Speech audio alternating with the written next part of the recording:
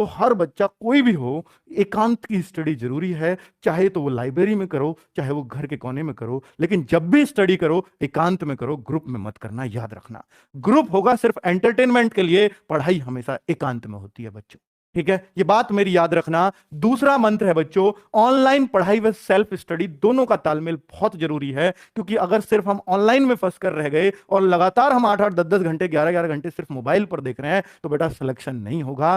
Self study का भी तालमेल लगाना होगा। बेटा हमारी मजबूरी है कि हम 8-8 क्लास लाइव कराते हैं, लेकिन आपकी मजबूरी नहीं है। आपका जो मन करे कि भाई मैं इस क्लास को नहीं देखूंगा, तो मैं इसको बुक से कवर कर सकता हूं, मुझे जरूरत नहीं है इसको देखने की। तो बच्चों हम क्यों लाइव करा रहे हैं फिर इतना? क्या सबके लिए नहीं करा है? नहीं, बच्चे को अपनी स्ट्रेंथ पहचाननी है। क्योंकि हमारे पास, देखिए बच्चा, हम कुछ चीज छोड़ नहीं सकते, क्योंकि हमारे पास इसको भी पढ़ने वाला बच्चा है, उसको भी, कुछ इसको पढ़ेगा कुछ उसको। लेकिन आप क्या करते हो, सब कुछ पढ़ रहे हो। तो बेटा सब कुछ अगर आप पढ़ सकते हो तो वो तो बेस्ट ही है, लेकिन अगर उसकी वजह से सेल्फ स्टडी नहीं कर पा रहे हो तो फिर वो बहुत नुकसानदेह है। ठीक है, कोई नहीं बताएगा इतनी ईमानदारी से इन सारी बातों को, मैं आपको इसलिए बता रहा हूं क्योंकि मुझे आप लोगों से सिलेक्शन चाहिए।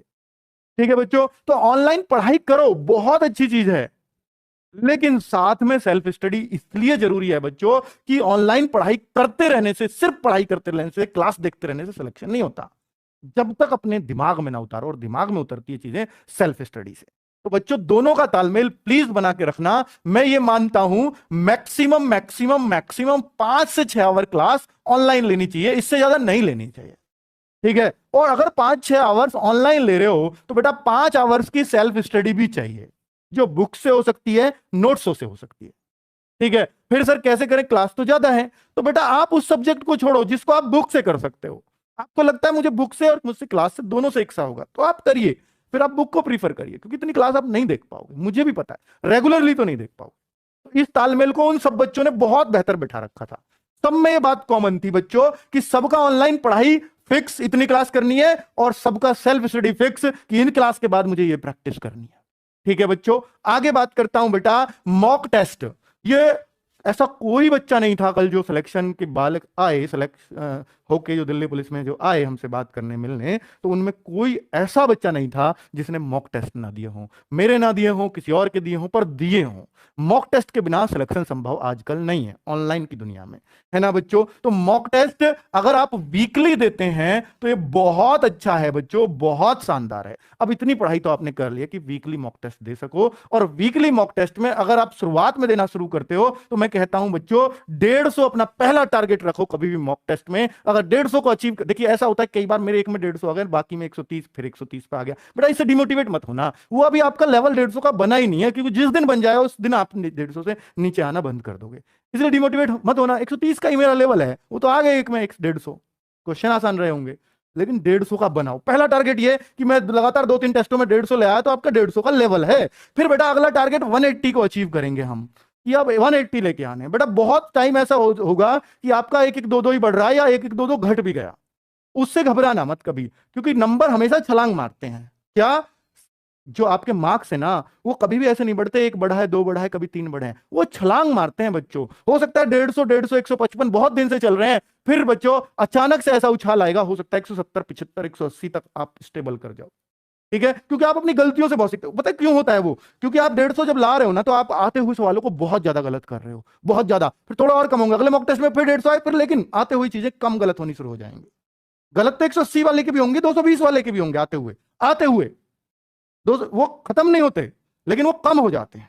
जितनी गलतियां कम करोगे, आती हुई चीजों को गलत कम करोगे, तो बेटा नंबर बढ़ते चले जाएंगे। बस यही सीखना होता है मॉक टेस्ट से। 180 आ जाए, फिर अगला टारगेट 200, और फिर 220, और लगातार 3 टेस्टों में आप 220 लेते चले आए, तो आप सिलेक्शन के 100% दावेदार बन गए बच्चों। ठीक है, तो इस तरह से आपको अपना टारगेट अचीव करना, और लड़कियों का टारगेट अंतिम 200 प्लस होना चाहिए। ठीक है बच्चों, तो अब मैं ये मॉक टेस्ट में बच्चों आप लोगों के लिए टैलेंट ग्रुप बनाने वाला हूं। टैलेंट ग्रुप जैसे हमने यूपीएसआई में बनाए, ऐसे ही हम टैलेंट ग्रुप अब इस बार से मॉक टेस्ट में बनाएंगे, और बच्चों उनको हम जरूर कुछ ना कुछ अच्छी चीज भी प्रोवाइड कराएंगे अपनी तरफ से, जो भी गिफ्ट हमारे लिए हमसे बनेगा। जैसे हमने यूपीएसआई वालों को तो फ्री मॉक टेस्ट दिए थे, पूरी टेस्ट सीरीज फ्री कर दी थी टैलेंट ग्रुप वालों के लिए। एक तो आप बच्चों पढ़ाई अपने लिए करो, और फ्री हम बांटें फिर आपको, क्योंकि हमें भी होशियार बच्चों से खुशी होती है बच्चों। ठीक है, तो टैलेंट ग्रुप बनना शुरू होगा, उसमें हमारे सजेशंस भी आपको मिलेंगे साथ साथ। और ये ऐसा नहीं सिर्फ खाकी बैच वाले जो हमसे बैच में पढ़ रहे हैं उनके लिए नहीं, ओपन कंपटीशन चाहता हूं मैं इसको। कोई कहीं भी पढ़ रहा है, टेस्ट दीजिए, आके टैलेंट ग्रुप में शामिल होइए, सब बच्चों से आपस में भी जानने का मौका मिलेगा कि ये बच्चा क्या करता है। उसमें हम होशियार बच्चों के कमेंट्स लेते हैं, भाई आप कर क्या रहे हैं, ठीक है। तो लेकिन शामिल वही होगा जिसके अच्छे मॉक टेस्ट में अच्छे मार्क्स आएंगे।